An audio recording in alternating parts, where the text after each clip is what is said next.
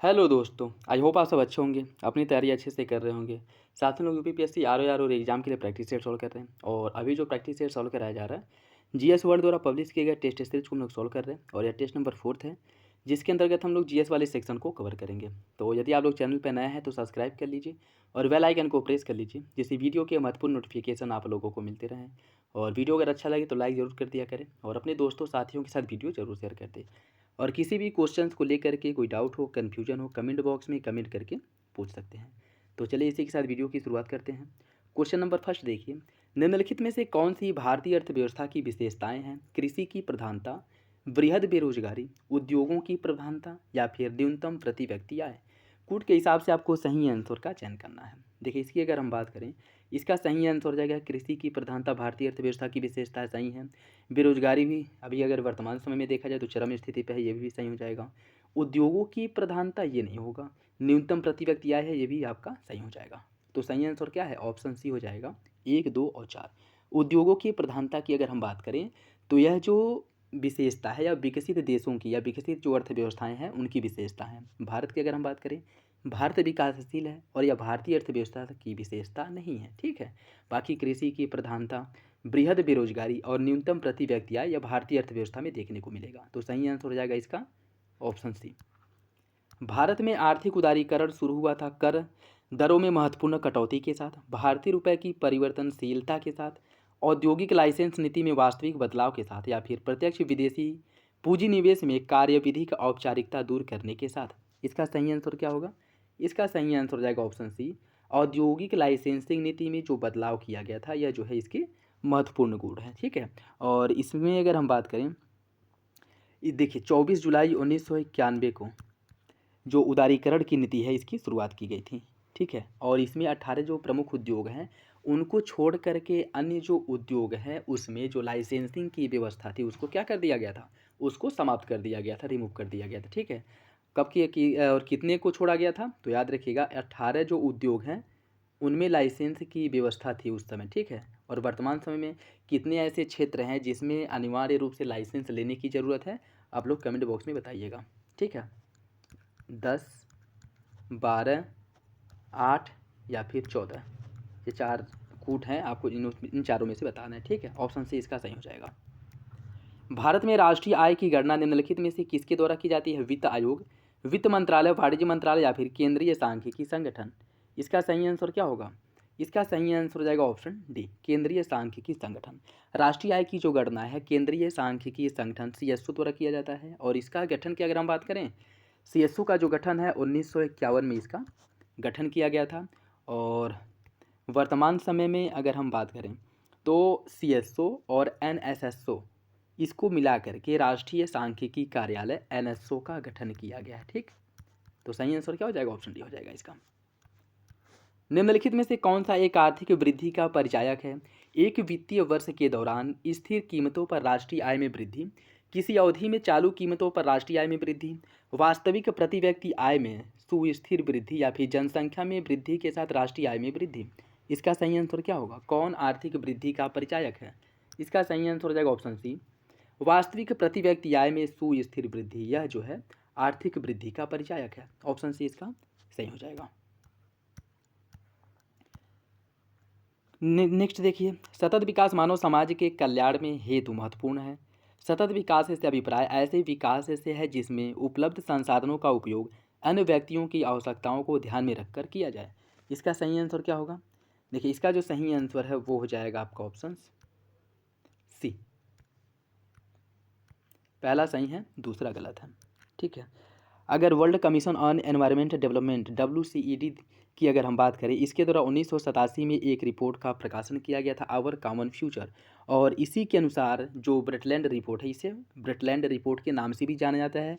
और इसी में सबसे पहले सतत विकास की जो अवधारणा है उसको क्या किया गया था? इसको जो है उजागर किया गया था।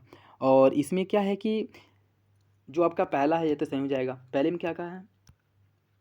पहले में कहा है सतत विकास मानव समाज के कल्याण हेतु महत्वपूर्ण है, ये आपका सही हो जाएगा। दूसरे में क्या कह रहा है कि सतत विकास से अभिप्राय ऐसे विकास से है जिससे उपलब्ध संसाधनों का उपयोग अन्य व्यक्तियों की आवश्यकताओं को ध्यान में रखकर किया जाए, ये आपका गलत हो जाए। सतत विकास जो किया जाता है वर्तमान आवश्यकताओं की पूर्ति करने के साथ साथ जो भावी पीढ़ी हैं उनके लिए भी संसाधनों को संरक्षित करके अपने विकास को आगे बढ़ाना, यह जो है सतत विकास है। ठीक है, कि मतलब मैं अपनी आवश्यकताओं की भी पूर्ति करता हूँ और भावी पीढ़ी जो आने वाली पीढ़ी है उनके लिए भी जो ये है संसाधन है उसको मैं रिजर्व रखता हूँ कि वो भी जो है इन संसाधनों का उपयोग कर पाएँ। ठीक है, ऐसा ना हो कि जो संसाधन उपलब्ध है उसका संसाधन बस हम ही लोग दोहन कर लें और आने वाली जो पीढ़ियाँ हैं उनको कुछ ना मिले। ठीक है, तो सतत विकास यही जो इंडिकेट करता है कि अपनी आवश्यकताओं को भी पूर्ति करने के साथ साथ जो भावी पीढ़ी हैं, आने वाली जो पीढ़ी है उनके लिए भी संसाधनों को क्या किया जाए, संरक्षित किया जाए। ठीक है, और यह सबसे पहले जो आपका आया था या 1987 में ब्रुटलैंड रिपोर्ट जो है उसमें सबसे पहले इसका प्रकाशन किया गया था। तो पहला आपका सही हो जाएगा, दूसरा विकल्प जो है वो गलत है। ठीक है, नेक्स्ट देखिए, समावेशी समृद्धि के लिए आवश्यक है अधोसंरचनात्मक सुविधाओं का विकास, कृषि का पुनरुद्धार, शिक्षा एवं स्वास्थ्य जैसी सामाजिक सेवाओं की अधिक से अधिक उपलब्धता या फिर उपरोक्त में से सभी। इसका जो सही आंसर है वो हो जाएगा आपका ऑप्शन डी।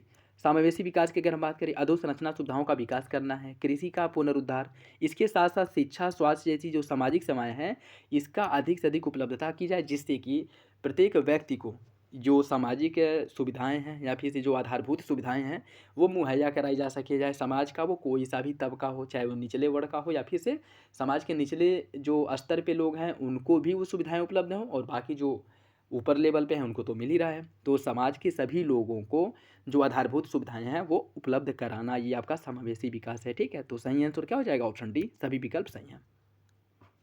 निम्नलिखित में से कौन सा भारत में भूमि सुधार का हिस्सा नहीं है? जमींदारी प्रथा का उन्मूलन, भूमि जोतों की अधिकता सीमा का निर्धारण, काश्तकारी सुधार या फिर बहुफसलीय योजना।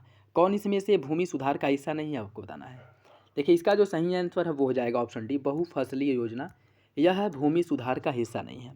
देखिए आज़ादी के बाद कृषि व्यवस्था मौजूद थी, ठीक है, जिसमें भूमि का स्वामित्व कुछ हाथों में था, मतलब कुछ लोगों के पास भूमि का स्वामित्व बहुत अधिक था। अब ज़्यादातर लोगों के पास भूमि के नाम पर कुछ नहीं था। ठीक, तो देश को समृद्ध बनाने के लिए भूमि सुधार की आवश्यकता थी और इसके लिए जमींदारी प्रथा का उन्मूलन, भूमि जोतों की अधिकतम सीमा का निर्धारण और काश्तकारी सुधार कार्यक्रम को अपनाया गया था। ठीक है, जिससे कि जिन लोगों के पास भूमि नहीं है और जिनके पास भूमि अथाह है, मतलब आवश्यकता से अधिक भूमि है, उनकी भूमि को लेकर के जिनके पास भूमि नहीं है उनको भी भूमि उपलब्ध कराया जाए। ठीक है, तो यह तीनों जो है भूमि सुधार के भाग थे। जमींदारी प्रथा का उन्मूलन, भूमि जोतों की अधिकतम सीमा का निर्धारण करना, काश्तकारी में सुधार करना, यह तीनों जो है इसके पार्ट थे। ऑप्शन डी इसका सही हो जाएगा, यह जो है इसका भाग नहीं था।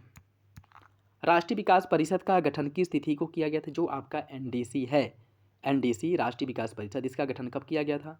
16 अगस्त 1952, 6 अगस्त 1952, 4 अप्रैल 1951 या फिर 16 अगस्त 1950। इसका सही आंसर हो जाएगा ऑप्शन बी, 6 अगस्त 1952 को राष्ट्रीय विकास परिषद एनडीसी का गठन किया गया था। ठीक है, सही आंसर भी हो जाएगा। 1944 में गांधीवादी योजना को प्रतिपादित किया था श्रीमन नारायण ने, एनआर सरकार ने, जयप्रकाश नारायण या फिर कस्तूरी भाई। इसका सही आंसर क्या है? इसका जो सही आंसर है वो हो जाएगा आपका ऑप्शन ए, श्रीमन नारायण अग्रवाल द्वारा, श्रीमन नारायण द्वारा 1944 में गांधीवादी योजना प्रस्तुत की गई थी। ठीक है, श्रीमन नारायण अग्रवाल, इन्हें भारत के आर्थिक नियोजन के लिए ये योजना इनके द्वारा प्रस्तुत किया गया था जिसे गांधीवादी योजना के नाम से जानते हैं। और इस योजना जो है स्वावलंबी गांवों के साथ साथ विकेंद्रीकृत आर्थिक संरचना की स्थापना का क्या करता था, संकल्पना लेकर के इसकी स्थापना की गई थी। ठीक है, जिसका मुख्य उद्देश्य क्या था कि विकेंद्रीकृत आर्थिक और स्वावलंबन गांव जो है इनको गाँवों को स्वावलंबन बनाया जाए, स्वावलंब बनाया जाए, उसके साथ साथ जो आर्थिक विकेंद्रीकरण है इसको भी सुविधापूर्वक लागू किया जाए। ठीक है, और श्रीमान नारायण अग्रवाल द्वारा इसकी शुरुआत की गई थी 1944 में, जिसे गांधीवादी योजना के नाम से भी जाना जाता है। ऑप्शन ए इसका सही हो जाएगा। किस पंचवर्षीय योजना के अंतर्गत समाज के समाजवादी ढांचे की स्थापना का संकल्प लिया गया था? प्रथम पंचवर्षीय योजना, तृतीय, द्वितीय या फिर छठी? इसका सही आंसर है ऑप्शन सी, द्वितीय पंचवर्षीय योजना। ठीक है, द्वितीय पंचवर्षीय योजना जो 1 अप्रैल 1956 से लेकर के 1961 तक द्वितीय पंचवर्षीय योजना का समय था। ठीक है, और यह जो है पीसी महालनोबिस मॉडल पर आधारित था। ठीक है, पीसी महालनोबिस मॉडल पर आधारित था और इसके जो मूलभूत उद्देश्य थे औद्योगिकरण की प्रक्रिया प्रारंभ करना। ठीक है, तो सही आंसर हो जाएगा आपका ऑप्शन सी, द्वितीय पंचवर्षीय योजना। योजना अवकाश का संबंध किस अवधि से है? 62 से 65, 66 से 69, 70 से 72 या फिर 5 से 7। इसका जो सही आंसर है वो हो जाएगा ऑप्शन बी, 66 से 69। यह समय जो है योजना अवकाश का समय था, ठीक है। मतलब यह जो है किसी भी योजना, जो पंचवर्षीय योजना है, उसके दायरे में नहीं आता था। और इस समय के लिए जो योजना बनाए जाते थे वह एक एक वर्ष के लिए बनाया जाता था, ठीक है। एक वर्ष के लिए निर्धारण किया जाता था लक्ष्य, और उसे प्राप्त करने का वो जो टारगेट रखा जाता था या प्राप्त करने का लक्ष्य रखा जाता था, ठीक है। तो यह जो है आपका 1966 से लेकर के 1969 तक का जो समय था यह योजना अवकाश का समय था। ऑप्शन भी सही हो जाएगा। नेक्स्ट देखिए, इसमें सूची फर्स्ट को सूची सेकेंड से सम्मिलित करना है। और बहत की अगर हम बात करें तो बहत जो है कुछ देश दिए गए हैं और राष्ट्रीय मुद्राएं दी गई हैं, ठीक है। बहत है थाईलैंड की। रिंगरिट की अगर हम बात करें, रिंगरिट जो है मलेशिया की मुद्रा है। रुपया जो है यह आपके इंडोनेशिया, और वॉन जो है साउथ कोरिया। सही आंसर इसका हो जाएगा 2, 3, 4, 1। ऑप्शन सी इसका सही है। ऑप्शन सी इसका सही है। निम्नलिखित घटनाओं पर ध्यान दें और इन्हें कालक्रम में व्यवस्थित कीजिए। हरित क्रांति का प्रारंभ, 14 बैंकों का राष्ट्रीयकरण, गरीबी हटाओ और 20 सूत्री कार्यक्रम। इन्हें क्रम से आपको लगाना है, ठीक है। देखिए, इसकी अगर हम बात करें, हरित क्रांति की जो शुरुआत की गई थी 1966 में की गई थी। 14 बैंकों का राष्ट्रीयकरण किया गया था 1969 में। 14 बैंकों का राष्ट्रीयकरण हुआ था। गरीबी हटाओ नारा जो दिया गया था इंदिरा गांधी के समय, गरीबी हटाओ नारा दिया गया था, और ये 1971 में दिया गया था। और 20 सूत्रीय कार्यक्रम जो शुरुआत हुआ था यह भी आपके 1975 में हुआ था, 1975 में, ठीक है। तो हरित क्रांति की शुरुआत 1966, 14 बैंकों का जो राष्ट्रीयकरण किया गया था 1969 में। उसके बाद फिर जो 6 बैंकों का राष्ट्रीयकरण हुआ वह हुआ था 1980 में, ठीक है, याद रखिएगा। 14 बैंकों का हुआ था जो 1969 में, और 6 बैंकों का 1980 में दोबारा जब हुआ था।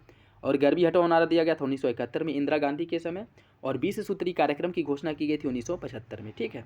तो इसका जो सही आंसर है वो हो जाएगा 1, 2, 3, 4। ऑप्शन ए इसका सही है।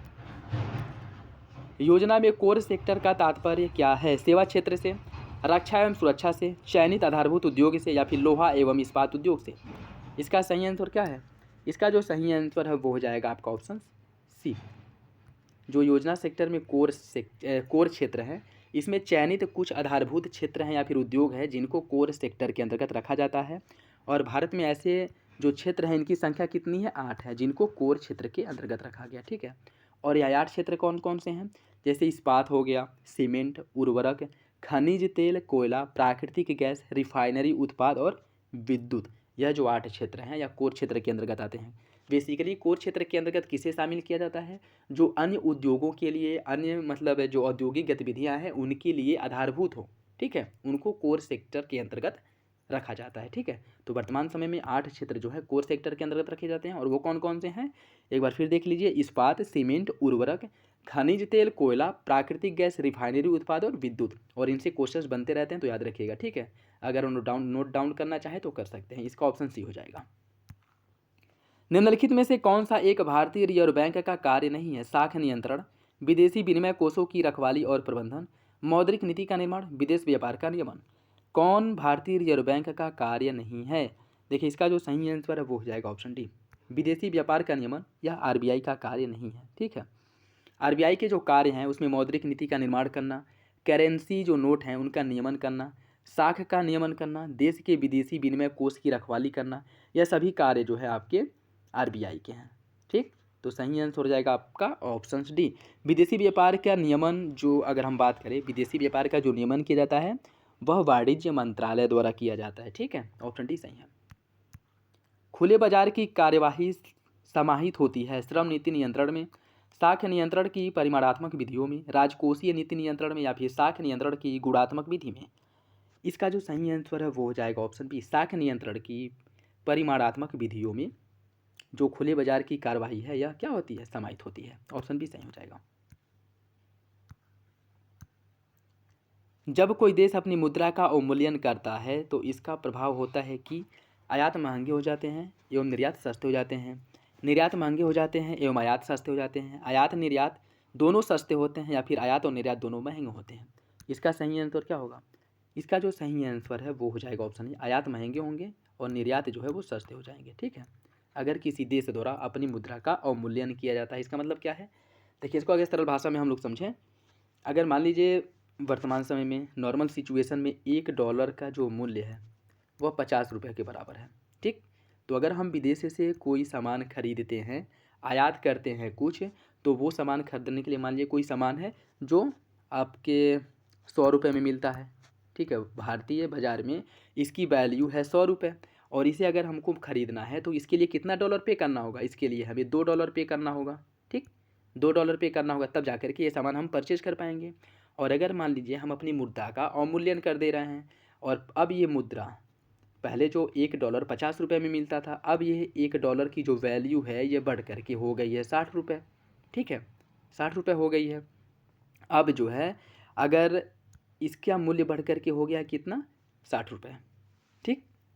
पहले कितना था? पहले इसका मूल्य था ₹50 और अब जो है ये विदेश से हम जो लोग सामान परचेज कर रहे हैं, विदेश से जो सामान हम परचेज करेंगे वह इसकी वैल्यू भी तो बढ़ेगी, इसकी वैल्यू भी बढ़ेगी। तो ये जब ₹50 में मिल रही है, ठीक है। देखिए, $1 जो है पहले ₹50 में मिलता था, अब इस डॉलर की वैल्यू बढ़ कर के ₹60 हो गई है। पहले हमें $1 खरीदने के लिए कितना देना पड़ता था? ₹50 देना पड़ता था। अब वही $1 खरीदने के लिए हमें कितना देना होगा? ₹60 देना होगा, अर्थात ₹10 की वृद्धि हुई। तो इससे क्या हो जाएगा? इससे जो है हमारा आयात जो है क्या हो जाएगा? महंगा हो जाएगा।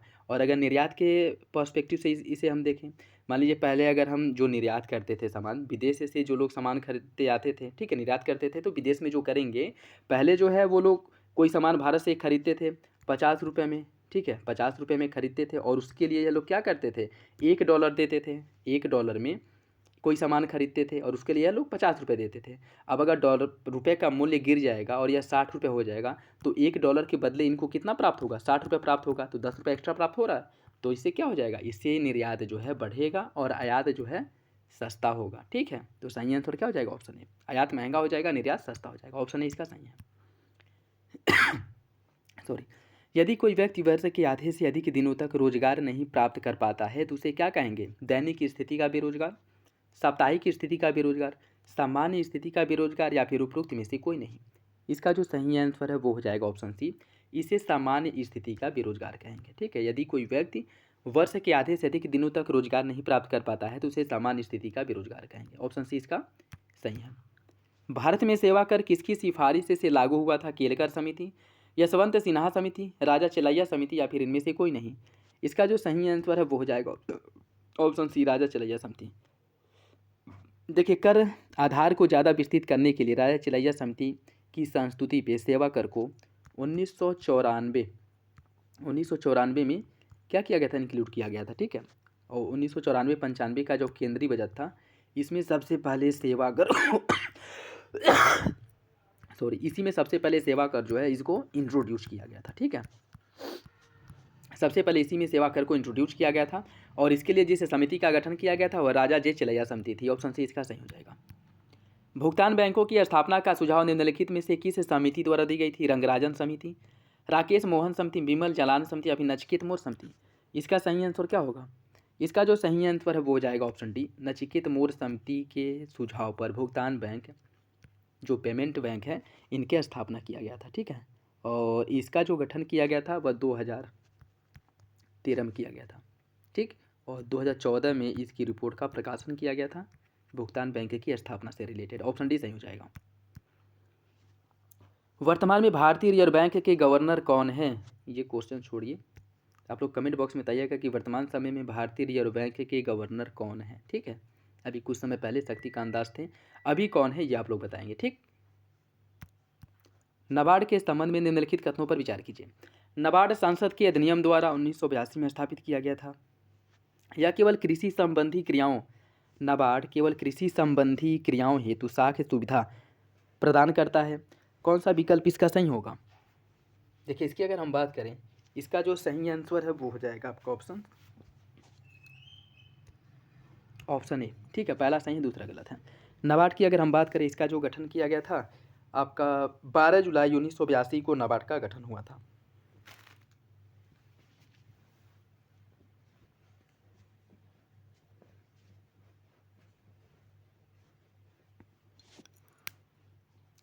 12 जुलाई 1982 को नाबार्ड का गठन किया गया था और इसका जो मुख्यालय है मुंबई में है। नाबार्ड जो है ग्रामीण वित्त की शीर्षस्थ मतलब ग्रामीण विकास के लिए वित्त का या धन का मुहैया कराने वाली एक शीर्ष संस्था है, ठीक है। और यह जो है अन्य जो वित्तीय संस्थान हैं जो ग्रामीण विकास के उद्देश्य से कार्य करती हैं उनको ऋण मुहैया कराती हैं, ठीक है। तो सही आंसर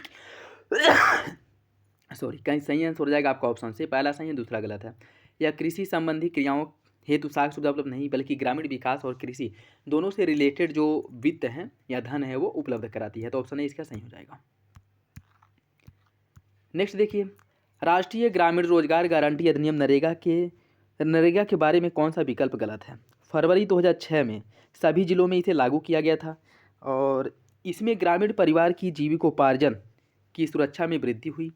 नरेगा प्रत्येक ग्रामीण परिवार के एक सदस्य को वर्ष में 100 दिन के रोजगार की गारंटी देता है। 2009 में नरेगा का नाम बदल करके मनरेगा कर दिया गया था। कौन सा विकल्प इसका सही होगा। देखिए इसका जो सही आंसर है वो हो जाएगा ऑप्शन ए। नरेगा की शुरुआत जो की गई थी फरवरी 2006 में प्रायोगिक तौर पर आंध्र प्रदेश के अनंतपुर जिले में इसकी शुरुआत की गई थी, ठीक है। ठीक, आंध्र प्रदेश के अनंतपुर जिले में इसकी शुरुआत की गई थी और शुरुआती चरण में जो है यह सभी जिलों में नहीं बल्कि स्टार्टिंग में केवल 200 जिलों में इसे लागू किया गया था, ठीक। स्टार्टिंग में केवल 200 जिलों में लागू किया गया था प्रायोगिक तौर पर। उसके बाद इसका विस्तार धीरे धीरे भारत के सभी जिलों में जो राज्यों के सभी जिले हैं उसमें कर दिया गया था, ठीक है। तो स्टार्टिंग में सभी जिलों में लागू नहीं हुआ था। ऑप्शन इसका सही हो जाएगा। बाकी जो सारे विकल्प हैं हम इसके बारे में सही हैं। राष्ट्रीय सामाजिक सहायता कार्यक्रम में गरीबी रेखा से नीचे के लिए निम्न में से कौन सा कार्यक्रम शामिल नहीं है। अन्नपूर्णा योजना, कस्तूरबा विद्यालय योजना, इंदिरा गांधी राष्ट्रीय विधवा पेंशन योजना या फिर मध्याह्न भोजन योजना। कौन सामाजिक कार्यक्रम नहीं है, कौन जो है सामाजिक कार्यक्रम नहीं है बताना है। 1 3 2 4 2 3 4 या फिर 1 2 कूट के हिसाब से आपको सही आंसर का चयन करना है। इसका सही आंसर हो जाएगा ऑप्शन बी, कस्तूरबा विद्यालय योजना और मध्याह्न भोजन योजना। यह जो है इसके अंतर्गत नहीं आता है, ठीक है। सामाजिक सहायता कार्यक्रम की बात करें तो इसकी जो शुरुआत है सबसे पहले 1995 में की गई थी सामाजिक सहायता कार्यक्रम की। और यह कार्यक्रम जो है गरीबी परिवारों में वृद्धावस्था, जीविकोपार्जन करने वाले मुख्य सदस्यों की मृत्यु या फिर मातृत्व जैसी स्थितियों में लाभ के लिए लाभ के लिए इसकी शुरुआत की गई थी। और इसके अंतर्गत अगर हम बात करें, इसके अंतर्गत टोटल 5 कार्यक्रमों की शुरुआत की गई थी जो सामाजिक सहायता कार्यक्रम है। कौन कौन सी कार्यक्रम थे। इंदिरा गांधी वृद्धावस्था पेंशन योजना, इंदिरा गांधी राष्ट्रीय विधवा पेंशन योजना, इंदिरा गांधी राष्ट्रीय निःशक्त पेंशन योजना, राष्ट्रीय परिवार लाभ कार्यक्रम और अन्नपूर्णा योजना। ये सभी जो है इसके अंतर्गत शामिल थी। मतलब टोटल 5 कार्यक्रमों की शुरुआत की गई थी राष्ट्रीय सामाजिक सहायता कार्यक्रम के अंतर्गत और इसकी शुरुआत 1995 में की गई थी। ये भी याद रखिएगा, ठीक है। कस्तूरबा विद्यालय योजना और मध्याह्न भोजन योजना या इसके अंतर्गत नहीं आते हैं। ऑप्शन बी सही हो जाएगा। स्वधार योजना का संबंध किससे है। बच्चों एवं गर्भवती महिलाओं के प्रतिरक्षण से, पुरुषों हेतु स्वरोजगार से, कठिन परिस्थितियों में महिलाओं के लिए या फिर उपरोक्त में से कोई नहीं। इसका जो सही आंसर है क्या होगा।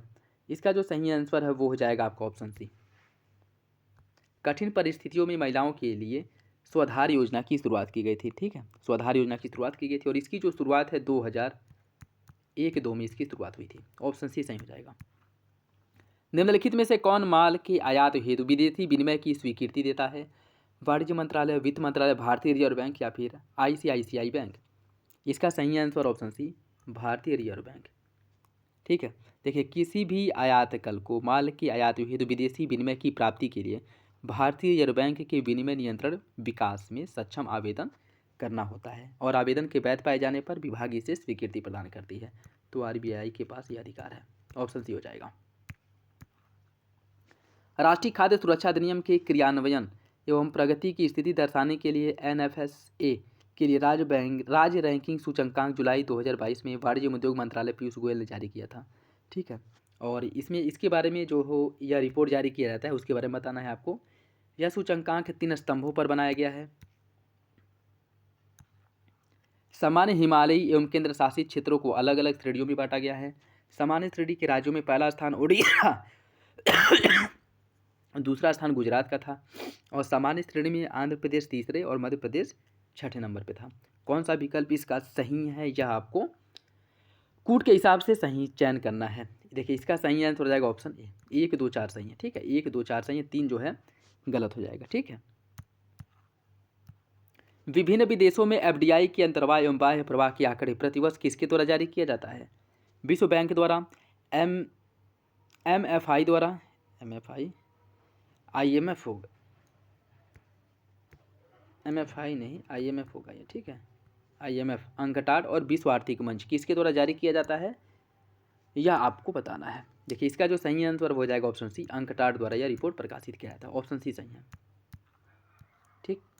नेक्स्ट देखिए, भारत की 11वीं कृषि संगणना का जो शुभारंभ है केंद्रीय कृषि एवं किसान कल्याण मंत्री नरेंद्र सिंह तोमर ने किस तारीख को किया था, यह आपको बताना है। 11वीं जो कृषि संगणना है यह 28 जुलाई 2022 को यह रिपोर्ट प्रकाशित की गई थी, ठीक है, ऑप्शन बी हो जाएगा। और कौन सी थी, 11वीं कृषि संगणना थी, ठीक, ऑप्शन बी सही है। विद्युत उत्पादन के मामले में भारत विश्व में किस स्थान पे आता है? विद्युत उत्पादन की अगर हम बात करें तो भारत तीसरे नंबर पे है। पहले नंबर पे अमेरिका है, दूसरे नंबर पे है चीन और तीसरे नंबर पे अपना प्यारा भारत है, ऑप्शन बी हो जाएगा। उपभोक्ता मूल्य सूचकांक सीपीआई आधारित मुद्रास्फीति की दर के आंकड़े सांख्यिकी एवं कार्यक्रम कार्यान्वयन मंत्रालय द्वारा जारी किया जाता है। प्रतिमाह, प्रति 2 माह में, तिमाही या फिर छमाही, कब इसे जारी किया जाता है यह बताना है। देखिए इसकी अगर हम बात करें, यह रिपोर्ट प्रति माह प्रकाशित किया जाता है, ठीक है, हर महीने यह रिपोर्ट प्रकाशित होता है, तो ऑप्शन बी ए इसका सही हो जाएगा, ठीक है। बाकी ये कुछ आंकड़े जो हैं यह करंट से रिलेटेड है, तो 2022-23 के हैं, तो ये हमारे लिए उतने इम्पोर्टेंट नहीं है। तो मेन जो इकोनॉमी से रिलेटेड इम्पोर्टेंट क्वेश्चन है वही हम लोग डिस्कस करेंगे, ठीक है।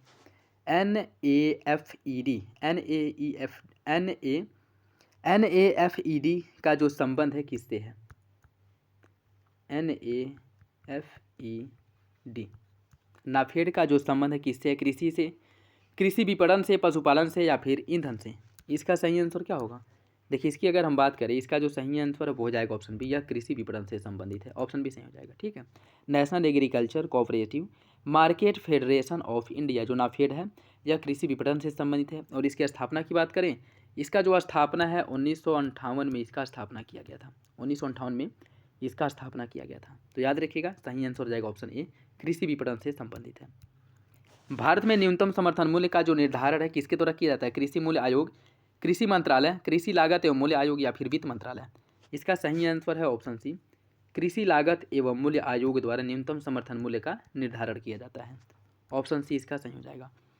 कृषि उपजों की कीमतों पर सरकार को सलाह देने के उद्देश्य से 1965 में कृषि मूल्य आयोग का नाम बदल करके कृषि लागत और मूल्य आयोग कर दिया गया था। और इसका जो मुख्यालय है नई दिल्ली में है, ठीक है। और इसके लिए कुल जो है 23 फसलों की एमएसपी की घोषणा की जाती है।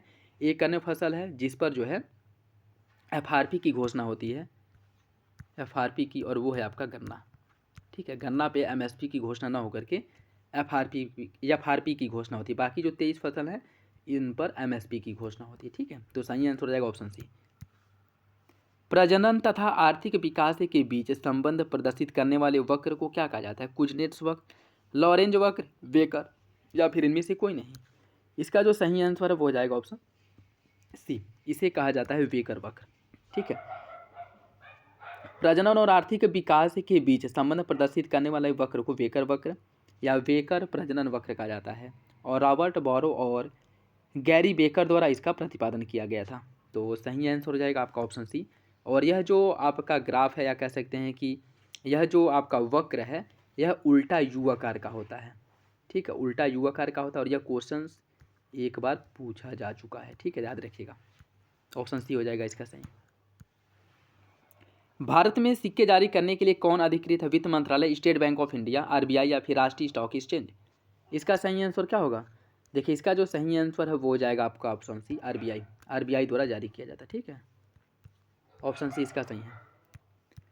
बिटकॉइन को राष्ट्रीय मुद्रा के रूप में अपनाने वाला विश्व का पहला देश कौन था? इक्वेडोर, मॉरिशस, सिंगापुर या फिर अल सल्वाडोर? इसका सही आंसर हो जाएगा ऑप्शन डी, अल सल्वाडोर। यह जो बिटकॉइन है इसको अपनाने वाला विश्व का पहला देश बना था, ठीक है, ऑप्शन डी हो जाएगा। प्रधानमंत्री पोषण योजना किस पूर्ववर्ती योजना को विस्थापित करता है? मिड डे मील योजना, मातृत्व सहायता कार्यक्रम, स्वाधार योजना या फिर इनमें से कोई नहीं? इसका सही आंसर हो जाएगा option A, mid day meal योजना को प्रतिस्थापित करता है प्रधानमंत्री पोषण योजना, ऑप्शन ए इसका सही हो जाएगा। नेक्स्ट देखिए, निम्नलिखित कथनों पर विचार कीजिए। जल जीवन मिशन, सौभाग्य योजना, प्रधानमंत्री फसल बीमा योजना और प्रधानमंत्री किसान सम्मान निधि। इन्हें आपको क्रम से लगाना है, इन्हें क्रम से लगाना है, ठीक है। देखिए इसमें अगर हम बात करें जल जीवन मिशन, जल जीवन मिशन की अगर हम बात करें, इसकी जो शुरुआत की गई थी 2019 में की गई थी, ठीक है। सौभाग्य योजना की जो शुरुआत है यह 2017 में इसकी शुरुआत की गई थी। प्रधानमंत्री फसल बीमा योजना, प्रधानमंत्री फसल बीमा योजना की जो शुरुआत की गई थी यह 2016 में की गई थी। और प्रधानमंत्री किसान सम्मान निधि की जो शुरुआत की गई थी, प्रधानमंत्री किसान सम्मान निधि की जो शुरुआत है यह हुई थी आपकी 2019 में, ठीक है, 2019 में हुई थी। तो इसका जो सही आंसर वो हो जाएगा 3, 2, 4, 1 ऑप्शन बी, 3, 2, 4, 1 ऑप्शन बी हो जाएगा।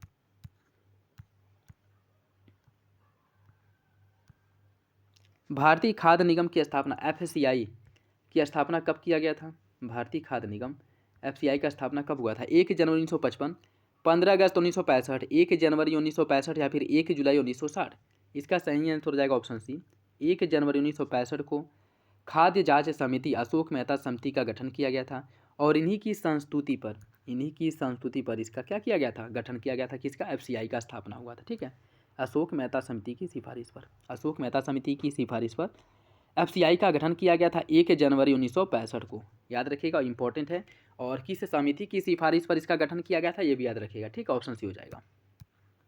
निम्नलिखित में से कौन सा सुमेलित नहीं है? मसाला बोर्ड कोट्टायम में है, रबड़ बोर्ड है कोचीन में, राष्ट्रीय मत्स्य विकास बोर्ड है हैदराबाद में, तंबाकू बोर्ड है गुंटूर तेलंगाना में। कौन सा विकल्प इसमें से सही है? इसका सही आंसर हो जाएगा ऑप्शन सी, राष्ट्रीय मत्स्य विकास बोर्ड हैदराबाद में, ठीक है। और देखिए जो RO पेपर निरस्त हो गया उसमें भी इससे रिलेटेड क्वेश्चंस पूछा गया था, तो इम्पोर्टेंट याद रखिएगा। अगर बात करें हम मसाला बोर्ड की, मसाला बोर्ड कहाँ पे है? मसाला बोर्ड है कोच्चि केरल में, ठीक है। और रबड़ बोर्ड जो है यह आपका कोट्टायम में है। मसाला बोर्ड है कोच्चि में, रबड़ बोर्ड है कोट्टायम में। तंबाकू बोर्ड जो है यह गुंटूर आंध्र प्रदेश में है। तंबाकू बोर्ड जो है यह गुंटूर तेलंगाना नहीं, आंध्र प्रदेश में, ठीक है। तो इसका सही आंसर हो जाएगा ऑप्शन सी। किसानों की सहायता के लिए किसान कॉल सेंटर KCC की योजना कब प्रारंभ की गई थी? जनवरी 2004, अगस्त 2010, मार्च 2000 ईस्वी या फिर अप्रैल 2005। इसका सही आंसर है ऑप्शन ए, जनवरी 2004 में इसकी शुरुआत की गई थी, ठीक है। ऑप्शन ए सही है। विश्व उपभोक्ता अधिकार दिवस कब मनाया जाता है? विश्व उपभोक्ता अधिकार दिवस मनाया जाता है प्रत्येक वर्ष 15 मार्च को विश्व उपभोक्ता अधिकार दिवस के रूप में मनाया जाता है। ऑप्शन ए हो जाएगा। विशेष आर्थिक क्षेत्र स्पेशल इकोनॉमिक जोन अधिनियम कब से प्रभावी हुआ था? 2004 से, 8 से, 3 से या फिर 2006 से। इसका सही आंसर क्या होगा? इसका जो सही आंसर साथियों वो हो जाएगा आपका ऑप्शन डी, 2006 से विशेष आर्थिक क्षेत्र या स्पेशल इकोनॉमिक्स जोन यह संसद द्वारा पारित किया गया था और 10 फरवरी 2006 से यह प्रभावी हुआ था, ठीक है। ऑप्शन डी इसका सही हो जाएगा। भारत में अल्पसंख्यकों के कल्याण हेतु प्रधानमंत्री द्वारा घोषित कार्यक्रम को क्या कहा जाता है? अंत्योदय योजना, प्रधानमंत्री रोजगार योजना, 20 सूत्रीय कार्यक्रम या फिर 15 सूत्रीय कार्यक्रम। इसका सही आंसर क्या है? इसका जो सही आंसर है वो हो जाएगा आपका ऑप्शन डी, 15 सूत्रीय कार्यक्रम। 20 सूत्रीय कार्यक्रम की घोषणा कब की गई थी? अभी ऊपर हम लोग डिस्कस किए हैं, पहला या दूसरा क्वेश्चन ही था। तो आप लोग कमेंट बॉक्स में बताइए 20 सूत्रीय कार्यक्रम की घोषणा कब की गई थी? 15 सूत्रीय कार्यक्रम की घोषणा की अगर हम बात करें, 15 सूत्रीय कार्यक्रम की जो घोषणा है, इसकी घोषणा जो की गई थी यह आपके 1993 में की गई थी, ठीक। 1993 में 15 सूत्रीय कार्यक्रम की घोषणा की गई थी। 20 सूत्रीय कार्यक्रम की घोषणा कब की गई थी आप लोग कमेंट बॉक्स में बताएंगे, ठीक है। अच्छा बता दे रहे हैं 1975 में हुई थी, ठीक है। 1975 में 20 सूत्रीय और 1993 में 15 सूत्रीय कार्यक्रम की घोषणा की गई थी। इसका सही आंसर डी हो जाएगा। राजकोषीय स्थिति एवं मौद्रिक नीति की सीमा मानी जाती है करारोपण को, घाटा वित्तीयन को, सार्वजनिक ऋण को या फिर सार्वजनिक व्यय को। इसका सही आंसर ऑप्शन बी, घाटा वित्तीयन को माना जाता है। ऑप्शन बी सही है। राजस्व व्यय ऐसे व्यय होते हैं जिससे अर्थव्यवस्था में किसी भी संपत्ति या पूंजी का निर्माण का सृजन नहीं होता है। राज्य सरकारों को दिया जाने वाला अनुदान भी केंद्र के लिए किसी संपत्ति का सृजन नहीं करता, इसलिए राजस्व व्यय में भी शामिल होता है। कौन सा विकल्प इसका सही होगा? देखिए इसकी अगर हम बात करें, इसका सही आंसर हो जाएगा ऑप्शन सी, दोनों विकल्प सही हैं। ठीक है, दोनों विकल्प सही, ऑप्शन सी हो जाएगा। राजस्व व्यय के अंतर्गत उन व्यय को शामिल किया जाता है जिसके बदले में किसी पूंजी का निर्माण नहीं हो रहा है। ठीक है, जैसे लोगों के जो वेतन देने हैं, पेंशन देना है, या फिर से सब्सिडी जो प्रदान की जाती है, या सामाजिक सुरक्षा कार्यक्रम के लिए जो लोगों को पेंशन वगैरह दिया जाता है। ठीक है, ये सब क्या है, ये सभी राजस्व व्यय है। इनके बदले में किसी पूंजी का निर्माण हो रहा है, नहीं हो रहा है। लेकिन अगर कोई कोई हॉस्पिटल बन रहा है, कोई स्कूल बन रहा है, ब्रिज वगैरह बन रहे हैं, तो ये क्या हो रहा है, ये पूंजी का निर्माण होता है। तो यह राजस्व व्यय में नहीं बल्कि पूंजी व्यय में आएगा। ठीक है, बाकी जिसके बदले में किसी पूंजी का निर्माण नहीं होता है वह राजस्व व्यय के अंतर्गत आता है। इसका सही आंसर सी हो जाएगा। नेक्स्ट देखिए, स्वावलंबन योजना निम्नलिखित में से किस उद्देश्य की पूर्ति करता है? महिलाओं को प्रशिक्षण एवं कौशल प्रदान करना, दिव्यांग व्यक्तियों को रोजगार, ग्रामीण महिलाओं को रोजगार, या फिर शहरी महिलाओं को रोजगार। स्वावलंबन योजना की अगर हम बात करें तो यह जो है महिलाओं को प्रशिक्षण एवं कौशल प्रदान करता है। ठीक है, और इस कार्यक्रम की जो शुरुआत है स्वावलंबन योजना की 1982-83 में स्वावलंबन योजना की शुरुआत की गई थी। ठीक है, सही आंसर हो जाएगा ऑप्शन ए। नेक्स्ट देखिए, इसमें सूची फर्स्ट को सूची सेकेंड से सम्मिलित करना है। सूची फर्स्ट को सूची सेकेंड से सम्मिलित करना है। यह कुछ वित्त आयोग दिए गए हैं और उसके अध्यक्ष दिए गए हैं, उससे आपको सम्मिलित करना है। बात करें अगर पहले वित्त आयोग, इसके अध्यक्ष थे के सी नियोगी। 10वें वित्त आयोग के अध्यक्ष कौन थे? 10वें वित्त आयोग के अध्यक्ष थे के सी पंत। 12वें वित्त आयोग के अध्यक्ष कौन थे? इनके आयोग के अध्यक्ष थे सी रंगराजन। और 15वें वित्त आयोग के एन के सिंह। आप लोग कमेंट बॉक्स में बताएंगे कि 16वें वित्त आयोग के अध्यक्ष कौन है। ठीक है, जो लोग सही आंसर देंगे उनके कमेंट को पिन कर दिया जाएगा। तो इसका जो सही आंसर है वो हो जाएगा ऑप्शन ए। निम्नलिखित कथनों में से कौन सा एक गलत है? सार्वजनिक उद्यमों में सरकार की अंशधारिता में कमी लाना विनिवेश कहलाता है। विनिवेश निजीकरण करने का माध्यम है। लाभ पर काम कर रही किसी सार्वजनिक उद्यम का विनिवेश नहीं होता। भारत में विनिवेश का प्रयोग पहली बार 1995-96 में हुआ था जब मनमोहन सिंह वित्त मंत्री थे। कौन सा विकल्प इसका सही है, सॉरी कौन सा विकल्प गलत है, यह बताना है। देखिए इसकी अगर हम बात करें, इसका जो सही आंसर है वो हो जाएगा आपका option D. Option D, Bharat में विनिवेश की जो शुरुआत है, सबसे पहले जो विनिवेश हुआ था यह 1981 में हुआ था। ठीक है, भारत में पहला विनिवेश 1981 में हुआ था, न कि 95-96 में। तो डी गलत हो जाएगा, बाकी विकल्प सही है। नेक्स्ट देखिए, भारत में कौन सा क्षेत्र सबसे अधिक प्रत्यक्ष विदेशी निवेश एफडीआई इक्विटी प्रवाह को आकर्षित करता है? निर्माण क्षेत्र, सेवा क्षेत्र, कंप्यूटर सॉफ्टवेयर व हार्डवेयर, या फिर ऑटोमोबाइल क्षेत्र। इसका सही आंसर क्या होगा? देखिए इसकी अगर हम बात करें, इसका जो सही आंसर है वो हो जाएगा आपका option C, computer software and hardware क्षेत्र। यह सबसे अधिक एफडीआई प्राप्त करता है। ठीक है, भारत में। तो ऑप्शन सी इसका सही है। भारत में नगरीय क्षेत्रों में बीपीएल परिवारों की पहचान के लिए निम्नलिखित में से कौन सी समिति गठित की गई थी?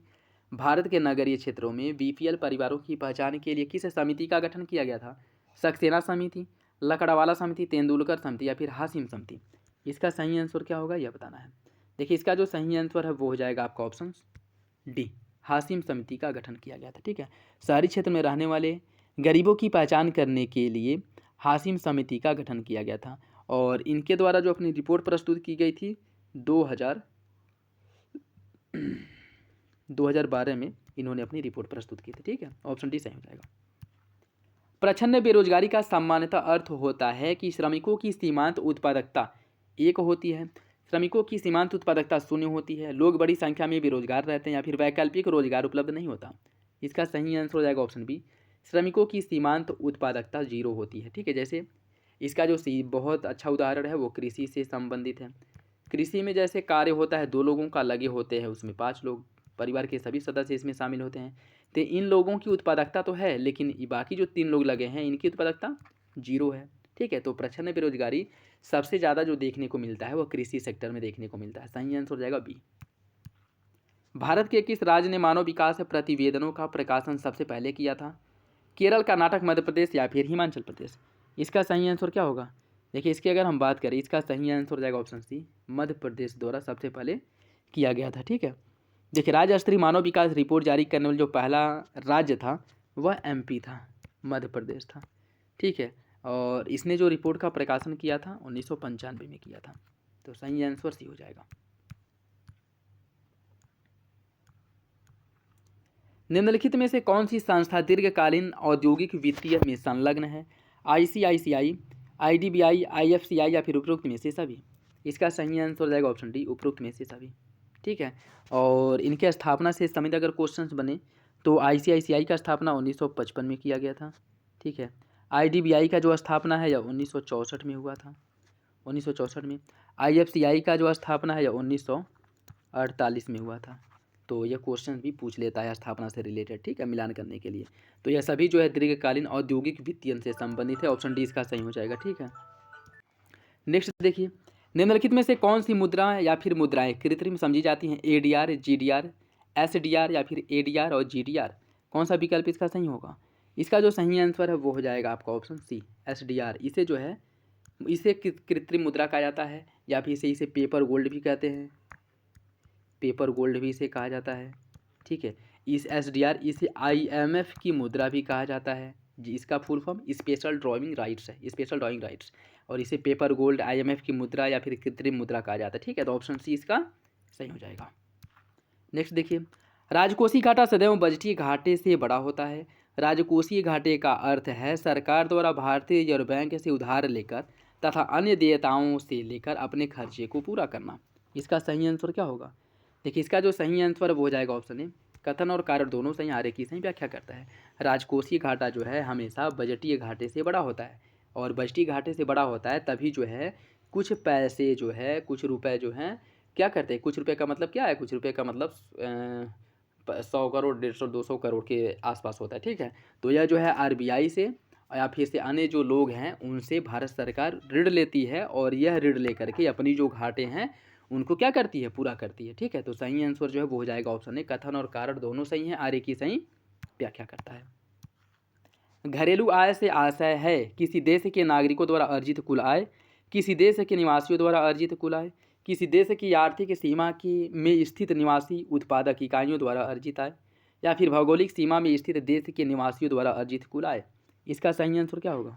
इसका सही आंसर हो जाएगा ऑप्शन सी, किसी देश की आर्थिक सीमा में स्थित निवासी उत्पादक इकाइयों द्वारा अर्जित कुल आय या घरेलू आय कहलाता है। ऑप्शन सी इसका सही हो जाएगा। ठीक है, सर्वोच्च न्यायालय द्वारा सार्वजनिक वितरण प्रणाली की समीक्षा हेतु किस समिति की नियुक्ति की गई थी? जो पीडीएस है इसकी समीक्षा के लिए सुप्रीम कोर्ट द्वारा किस समिति का गठन किया गया था, यह बताना है। इसका जो सही आंसर हो जाएगा ऑप्शन ए, बाधवा समिति का गठन किया गया था। ठीक है, और इसका जो गठन किया गया था, बाधवा समिति का गठन 2006 में किया गया था, और 2010 में इन्होंने अपनी रिपोर्ट प्रस्तुत की थी। ठीक है, सुप्रीम कोर्ट के निर्देश पे इसका गठन हुआ था, पीडीएस जो सार्वजनिक वितरण प्रणाली है उसकी समीक्षा करने के लिए। ऑप्शन ए इसका सही हो जाएगा। मध्यम सिंचाई परियोजना के अंतर्गत कितने हेक्टेयर तक की सिंचाई की जाती है? 1000 से 5000 हेक्टेयर, 2000 से 6000 हेक्टेयर, 2000 से 10000 हेक्टेयर या फिर 10000 हेक्टेयर से अधिक? इसका सही आंसर क्या होगा? इसका जो सही आंसर है वो हो जाएगा ऑप्शन सी, 2000 से 10000 हेक्टेयर। ठीक है, ऑप्शन सी इसका सही हो जाएगा। इसके बारे में अन्य अगर हम कुछ देखें तो जो इम्पोर्टेंट फैक्ट है, देखिए, जो बृहद सिंचाई परियोजनाएं हैं इसके अंतर्गत आपका 10,000 से अधिक हेक्टेयर भूमि की सिंचाई की जाती है। ठीक है, और उसके बाद जो मध्यम सिंचाई परियोजना है इसके अंतर्गत आपका 2000 हेक्टेयर से लेकर के 10,000 हेक्टेयर तक का लैंड आता है। ठीक, और उसके बाद जो आपका लघु सिंचाई परियोजना है इसके अंतर्गत 2000 हेक्टेयर तक की भूमि आती है। तो याद रखिएगा, लघु सिंचाई परियोजना के अंतर्गत 2000 हेक्टेयर की भूमि की सिंचाई होती है। मध्यम सिंचाई परियोजना के अंतर्गत जो आपका 2000 से लेकर के 10,000 तक की भूमि की जो सिंचाई है वो की जाती है, और बृहद सिंचाई परियोजना के अंतर्गत 10,000 से अधिक की भूमि की सिंचाई की जाती है। ठीक है, तो लघु, मध्यम और बृहद सिंचाई परियोजनाओं के अंतर्गत कितनी भूमि आती है वो याद रखिएगा। इसका सही आंसर मध्यम का पूछ रहा है तो 2000 से लेकर के 10,000 हो जाएगा, ऑप्शन सी। सूक्ष्म, लघु एवं मध्यम उद्यम की नई परिभाषा ये छोड़ दिए। एशियन डेवलपमेंट आउटलुक रिपोर्ट किसके द्वारा जारी किया जाता है? एशियन डेवलपमेंट आउटलुक रिपोर्ट जो प्रकाशित किया जाता है किसके द्वारा किया जाता है यह बताना है। विश्व बैंक, एशियाई विकास बैंक, न्यू डेवलपमेंट बैंक या फिर आईएमएफ? इसका सही आंसर है ऑप्शन बी, एशियाई विकास बैंक द्वारा यह रिपोर्ट प्रकाशित होता है। ऑप्शन बी सही हो जाएगा। निम्नलिखित में से कौन सा भारतीय कृषि की निम्न उत्पादकता का कारण नहीं है? जनसंख्या दबाव, प्रच्छन्न बेरोजगारी, सहकारी कृषि या फिर भूजोत का छोटा आकार। कौन कृषि की निम्न उत्पादकता का कारण नहीं है? इसका सही आंसर हो जाएगा ऑप्शन सी, सहकारी कृषि से उत्पादकता निम्न नहीं बल्कि उत्पादकता में वृद्धि होती है। जनसंख्या के दबाव से उत्पादकता निम्न होगी। ठीक है, जैसे मान लीजिए कि कोई कृषि भूमि है, कितना 50 हेक्टेयर का है। ठीक, इस पर स्वामित्व अगर 2 लोगों का होगा तो कृषि की जो उत्पादकता है इन 2 लोगों में जो भी होगी 2 लोगों में बटेगा, तो इनकी उत्पादकता अधिक होगी। और इसी भूमि पर अगर लोगों का वर्चस्व या फिर अधिकार जो है वो 10 लोगों का हो जाए तो जो कृषि की उत्पादन या उत्पादकता है वह कितने लोगों में बटेगा? 10 लोगों में बटेगा, तो ये कम वैसे ही हो जाएगा। तो ये एक रीज़न है। प्रच्छन्न बेरोजगारी भी इसकी वजह है। ठीक है, उसके साथ भूजोत का जो छोटा आकार होता है ये भी एक मेन वजह है, लेकिन सहकारी कृषि इसकी वजह नहीं है। तो सी इसका क्या हो जाएगा? सही हो जाएगा। नेक्स्ट देखिए, सभी व्यापारी मूल्य बढ़ोतरी से लाभ कमाते हैं। मूल्य बढ़ोतरी के कारण ग्राहक को अपनी आवश्यकताओं में कटौती करनी पड़ती है। कौन सा विकल्प इसका सही होगा यह बताना है। इसका सही आंसर हो जाएगा ऑप्शन बी, कथन और कारण दोनों सही है लेकिन आर्य की सही व्याख्या नहीं है। ऑप्शन बी क्या हो जाएगा? सही हो जाएगा। ऑप्शन बी इसका सही है। नेक्स्ट देखिए, नरसिम्हन समिति का जो संबंध है, नरसिम्हन समिति का संबंध किससे है यह बताना है। उच्च शिक्षा में सुधार, कर संरचना में सुधार, बैंकिंग संरचना में सुधार, फिर नियोजन क्रियान्वयन में सुधार। इसका सही आंसर क्या होगा? देखिए, इसका जो सही आंसर है वो हो जाएगा ऑप्शन सी, बैंकिंग संरचना में सुधार से संबंधित है नरसिम्हन समिति। ऑप्शन सी इसका सही हो जाएगा। ठीक है, ऑप्शन सी इसका सही हो जाएगा। तो क्या है? Option C. और इसका जो गठन किया गया था 1991 में इसका गठन किया गया था। ठीक है, नरसिम्हन समिति का। WTO विश्व व्यापार संगठन का सदस्य भारत कब बना था? 1995, 96, 97 या फिर 1998। इसका सही आंसर हो जाएगा ऑप्शन ए, 1995 में भारत WTO का सदस्य मेंबर बना था। ठीक, ऑप्शन ए इसका सही है। चालू खाते में रुपए की पूर्ण परिवर्तनीयता को किस वर्ष में घोषित किया गया था? 1994, 96, 98 या फिर 2001। इसका सही आंसर क्या होगा? देखिए, इसका सही आंसर हो जाएगा ऑप्शन ए, 1994 में चालू खाते में रुपए की पूर्ण परिवर्तनीयता को घोषित किया गया था। ठीक है, 1994 में, याद रखिएगा। ऑप्शन ए इसका सही हो जाएगा। और ये भी याद रखिएगा, बस चालू खाते में यह पूर्व परिवर्तनीयता जो है वो ये घोषित की गई थी। जो आपके पूंजीगत खाते होते हैं, ठीक है, उसमें नहीं हुआ था। ठीक है, बस चालू खाते में हुआ था। तो सही आंसर ए हो जाएगा। उत्तर प्रदेश सरकार द्वारा उत्तर प्रदेश गैर कानूनी धर्मांतरण निषेध अध्यादेश कब पारित किया गया था? यह पारित किया गया था 24 नवंबर 2020 को। ऑप्शन डी इसका सही है। निम्नलिखित में से किसे नया ताजेवाला बैराज के नाम से जाना जाता है? हथनी कुंड बैराज, बाण सागर बांध परियोजना, पथरई बांध परियोजना या फिर इनमें से कोई नहीं। इसका सही आंसर ऑप्शन है, हथनी कुंड बैराज को ताजेवाला बैराज के नाम से जाना जाता है। और हथनी कुंज बैराज की अगर हम बात करें, इससे लाभान्वित होने राज्यों की संख्या 5 है। और कौन कौन से राज्य इससे लाभान्वित होते हैं? तो उसमें आपका हरियाणा है, हिमाचल प्रदेश है, उत्तर प्रदेश है, ठीक है, राजस्थान है और दिल्ली है। ये सभी राज्य जो है हथनी कुंड बैराज या फिर ताजेवाला बैराज से क्या होते हैं? लाभान्वित होते हैं। तो सही आंसर क्या हो जाएगा? ऑप्शन ए। और इसके निर्माण की अगर बात करें, इसके निर्माण भी अगर पूछ ले कि इसका निर्माण कब किया गया था, हथनी कुंड बैराज का 1872 में इसका निर्माण किया गया था। ठीक है। उत्तर प्रदेश के विधानसभा भवन में भित्ति चित्र चित्रित करने का जो गौरव है किसे प्राप्त है? भवानी चरण ग्यू, जगन्नाथ मुरलीधर अहिवासी, रणवीर सिंह बिष्ट या फिर राज कपूर चितेरा। इसका सही आंसर क्या होगा? इसका जो सही आंसर है वो हो जाएगा ऑप्शन बी, जगन्नाथ मुरलीधर अहिवासी। ठीक है, जगन्नाथ मुरलीधर अहिवासी, इनके द्वारा उत्तर प्रदेश के विधानसभा में भित्ति चित्र चित्रित करने का गौरव इनको प्राप्त है। ऑप्शन बी इसका सही हो जाएगा। नेक्स्ट देखिए, निम्नलिखित उमों में से कौन सा सुमेलित नहीं है? नरसिंह नृत्य, इसे ब्रज क्षेत्र में गाया जाता है। ख्याल नृत्य गाया जाता है बुंदेलखंड क्षेत्र में। नटवरी नृत्य होता है अवध क्षेत्र में। और जोगिनी नृत्य होता है पूर्वांचल में। कौन सा विकल्प इसमें सुमेलित नहीं है यह बताना है। देखिए, इसकी अगर हम बात करें, इसका सही आंसर हो जाएगा ऑप्शन सी, तीसरा और चौथा गलत है। नरसिंह नृत्य जो है ब्रज क्षेत्र में होता है। ख्याल नृत्य होता है बुंदेलखंड क्षेत्र में। नटवारी नृत्य की अगर हम बात करते हैं पूर्वांचल क्षेत्र में होता है। और जोगिनी नृत्य होता है अवध क्षेत्र में। ठीक है, तो तीसरा चौथा क्या है? गलत है। ऑप्शन सी हो जाएगा। नेक्स्ट देखिए, सत्यम शिवम सुंदरम किसकी प्रसिद्ध चित्र है? शिवनाथ गुप्ता, विश्वनाथ मेहता, रामचंद्र शुक्ल या फिर शिवनंदन नौटियाल। इसका सही आंसर हो जाएगा ऑप्शन डी, शिवनंदन नौटियाल की। ऑप्शन डी इसका सही है। नेक्स्ट देखिए, इसमें सूची फर्स्ट को सूची सेकेंड से सम्मिलित करना है। कुछ मेले दिए गए हैं और उनका स्थल दिया गया है। कहाँ पे इन मेलों का आयोजन किया जाता है। सैयद सलार मेला, इसका आयोजन होता है बहराइच में। और देवा मेला, इसका होता है, देवा मेला का आयोजन किया जाता है बाराबंकी में। कालिंजर मेला बांदा और सोरो मेला कासगंज। इसका सही आंसर जो है वो हो जाएगा ऑप्शन सी। 2, 1, 4, 3 ऑप्शन सी इसका सही है। दोस्तों वीडियो अगर अच्छा लगे तो लाइक जरूर कर दिया करें और अपने दोस्तों साथियों के साथ जरूर शेयर कर दें, ठीक है। नेक्स्ट देखिए, उत्तर प्रदेश सरकार द्वारा चलाई जा रही अभ्युदय योजना का संबंध निम्नलिखित में से किससे है? कोरोना के टीकाकरण, प्रतियोगी परीक्षा के निःशुल्क कोचिंगों से, राज्य में पोषण को महत्व देने हेतु पोषण खाद्यान्नों के वितरण से, निःशुल्क कमजोर एवं विकलांगों को मुफ्त कानूनी सुविधा उपलब्ध कराने से। देखिए अभ्युदय योजना की अगर हम बात करें तो यह प्रतियोगी परीक्षा की तैयारी कर रहे हैं लोगों को, जो बच्चे हैं उनको निःशुल्क कोचिंग उपलब्ध कराना, ठीक है। यह जो है आपका अभ्युदय योजना उत्तर प्रदेश सरकार द्वारा शुरू किया गया था, ठीक है। तो ऑप्शन बी क्या हो जाएगा? सही हो जाएगा।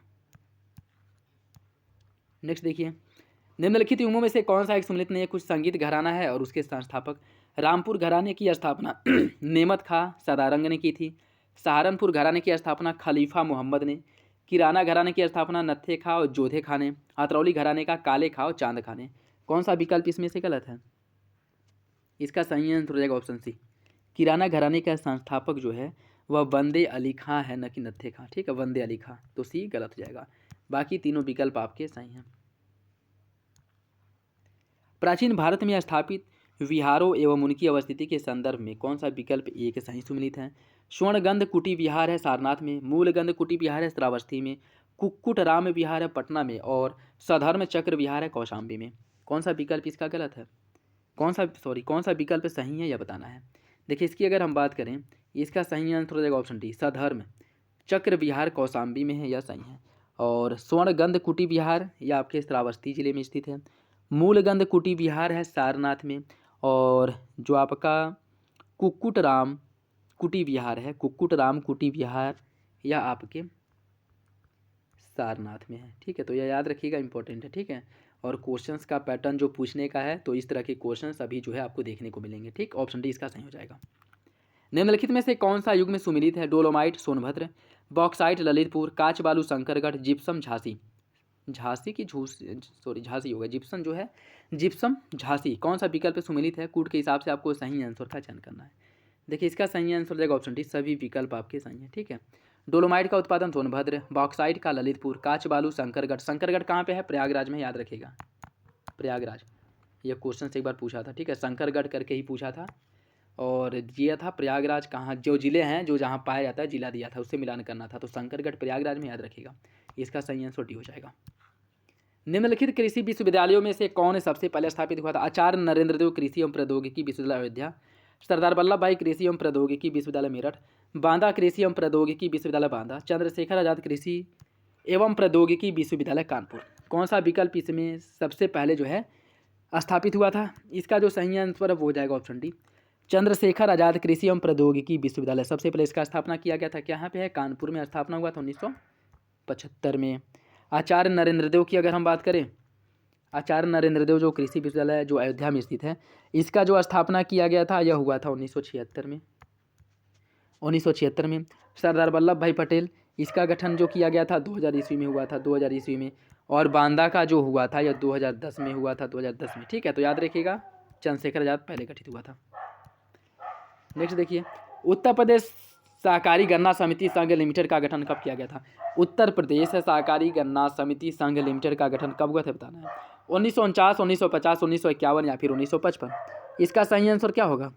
देखिए इसकी अगर हम बात करें, इसका जो सही आंसर है वो हो जाएगा आपका ऑप्शन ए, 1949 में, ठीक है। ऑप्शन ए सही है। नेक्स्ट देखिए, जौनपुर के कहारों द्वारा किया जाने वाला नृत्य क्या है? छलिया नृत्य, छपेली, चौरसिया या फिर इनमें से कोई नहीं। इसका सही आंसर है ऑप्शन सी, चौरसिया नृत्य। ये जौनपुर के कहारों द्वारा किया जाता है, ठीक है। तो ऑप्शन सी क्या हो जाएगा? ऑप्शन सी इसका सही हो जाएगा। निम्नलिखित में से कौन सा विकल्प गलत है? शहनाई उत्सव वाराणसी में मनाया जाता है, केला महोत्सव मनाया जाता है रामपुर में, काला नमक चावल महोत्सव सिद्धार्थनगर में और गुड़ महोत्सव लखनऊ में। कौन सा विकल्प इसमें से गलत है? इसका सही आंसर है ऑप्शन बी, केला महोत्सव रामपुर, या गलत है, ठीक है। केला महोत्सव रामपुर यह आपका गलत हो जाएगा, ठीक है। केला महोत्सव की अगर हम बात करें तो कहाँ मनाया जाता है? देखिए केला महोत्सव की अगर हम बात करें तो यह आपके जो कुशीनगर वाला क्षेत्र है वहाँ पे मनाया जाता है, ठीक है। तो ऑप्शन बी क्या हो जाएगा? सही है। मेरठ से प्रयागराज तक प्रस्तावित गंगा एक्सप्रेसवे का विस्तार पुनः कहाँ से कहाँ तक कर दिया गया है? मेरठ से वाराणसी तक, वाराणसी से बिजनौर तक, हरिद्वार से वाराणसी या फिर बलिया से बिजनौर। इसका सही आंसर क्या होगा? इसका जो सही आंसर वो हो जाएगा ऑप्शन सी, हरिद्वार से वाराणसी तक इसका विस्तार हो चुका है। ठीक है, तो सही आंसर है ऑप्शन सी। विश्व की सबसे बड़ी सभा कुंभ मेले को यूनेस्को की जो प्रतिनिधि सूची मानवता की अमूर्त सांस्कृतिक विरासत सूची में शामिल किया गया था, कब किया गया था? 2015, 16, 17 या फिर 19? इसका सही आंसर है ऑप्शन सी, 2017 में कुंभ को मानवता की यूनेस्को के मानवता की अमूर्त सूची में शामिल किया गया था। ठीक है, मानवता की अमूर्त सांस्कृतिक विरासत सूची में शामिल किया गया था। और अभी महाकुंभ चल रहा है, तो इससे रिलेटेड क्वेश्चंस बन सकता है, याद रखिएगा 2017 में। ऑप्शन सी इसका सही हो जाएगा। सोनभद्र जनपद से सटे राज्यों की कुल संख्या कितनी है? 3, 4, 5 या फिर 2? इसका सही आंसर ऑप्शन बी 4 है। ठीक है, कितने हैं? 4 हैं। सोनभद्र से आपका मध्य प्रदेश, छत्तीसगढ़, झारखंड और बिहार की सीमाएं लगती हैं। ऑप्शन बी सही है, ऑप्शन बी। नेक्स्ट देखिए, इसमें आपको सूची फर्स्ट को सूची सेकेंड से सम्मिलित करना है। सूची फर्स्ट को सूची सेकेंड से सम्मिलित करना है। ठीक है, सूची फर्स्ट को सूची सेकेंड से सम्मिलित करना है। देखिए, इसकी अगर हम बात करें, वैधानिक नगरों की न्यूनतम संख्या किस जिले में है? वैधानिक नगरों की न्यूनतम संख्या वाला जो जिला है, वैधानिक नगरों की न्यूनतम संख्या वाला जिला, वैधानिक नगरों की न्यूनतम संख्या वाला जिला है श्रावस्ती। कौन है? श्रावस्ती है। ठीक है, वैधानिक नगरों की कुल अधिकतम संख्या वाला जिला, वैधानिक नगरों की कुल अधिकतम संख्या वाला जिला है बदायूं। अधिकतम संख्या वाला सर्वाधिक ग्रामीण शिशु लिंग अनुपात वाला जिला, सर्वाधिक ग्रामीण शिशु लिंग अनुपात वाला जिला है बलरामपुर। और न्यूनतम ग्रामीण शिशु लिंग अनुपात वाला जिला गौतम बुद्ध नगर है। तो इसका जो सही आंसर है वो हो जाएगा आपका ऑप्शन 1, 2, 3, 4 ऑप्शन ए हो जाएगा। ठीक है, 1, 2, 3, 4 ऑप्शन ए इसका सही है। देवदारी तथा राजदारी नामक जलप्रपात उत्तर प्रदेश के किस जिले में स्थित है? देवदारी और राजदारी जो जलप्रपात है किस जिले में है? मिर्जापुर, सोनभद्र, महोबा या फिर चंदौली? इसका जो सही आंसर वो हो जाएगा ऑप्शन डी, यह आपके चंदौली जिले में स्थित है। ऑप्शन डी सही है। नेक्स्ट देखिए, यहाँ से आपके रीजनिंग वाले सेक्शन शुरू होते हैं। क्वेश्चन नंबर 106, इसका सही आंसर हो जाएगा ऑप्शन डी 217। क्वेश्चन नंबर 107 का सही आंसर हो जाएगा option D 560। Question number 108, question number 108 जो है इसका जो आपका सही आंसर है वो हो जाएगा ऑप्शन डी 50। क्वेश्चन नंबर 109 का सही आंसर हो जाएगा ऑप्शन बी 25। क्वेश्चन नंबर 110 का सही आंसर है ऑप्शन बी 80।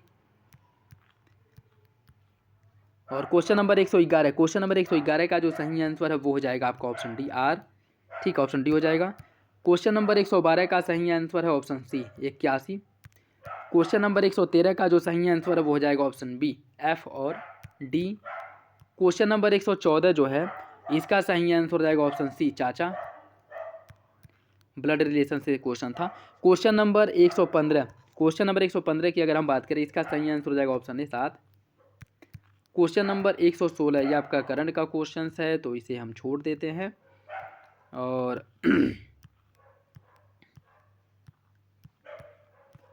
बाकी वीडियो अगर आपको अच्छा लगे तो लाइक ज़रूर कर दिया करें और अपने दोस्तों के साथ वीडियो ज़रूर शेयर कर दें। ठीक है, जिससे कि जो भी, और चैनल को सब्सक्राइब कर ले, जिससे जो भी इम्पोर्टेंट अपडेट हैं या फिर से जो भी वीडियो अब वो अपलोड किए जाते हैं समय से आप लोगों को प्राप्त हो सके। ठीक है, बाकी यहाँ से करंट के क्वेश्चन है तो इसे हम छोड़ते हैं। और आई होप यह वीडियो आप लोगों को अच्छा लगा होगा। तो वीडियो पसंद आए तो लाइक करिए, चैनल पर नए हैं तो सब्सक्राइब कर ले और बेल आइकन को प्रेस कर ले, जिससे वीडियो के महत्वपूर्ण नोटिफिकेशन आप लोगों को मिलते रहें। और किसी भी क्वेश्चंस को लेकर के कोई डाउट हो, कन्फ्यूजन हो, कमेंट बॉक्स में कमेंट करके पूछ सकते हैं। तो चलिए मिलते हैं अगले वीडियो में, तब तक के लिए धन्यवाद। जय हिंद।